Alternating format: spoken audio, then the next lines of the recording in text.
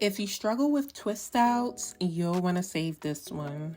Starting on freshly cleansed hair will give you the best foundation, boosting moisture with a deep conditioner and a leave-in like the Heal and Renew and Midnight Train from Uncle Funky's Daughter can lead you towards an extra moisture boost. I chose to stretch my hair, then I used Uncle Funky's Daughter extra butter. This part is so important. Make sure to twist with 2 strands of hair that are around the same size. Try adding a little bit of curly magic for the perfect curl at the end of your hair. After letting your twist fully dry, you'll then have twists that you can wear for a few days.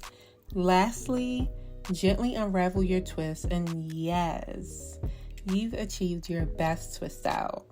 I can guarantee that you'll see this definition with using products from Uncle Funky's Daughter. Read below and follow for more.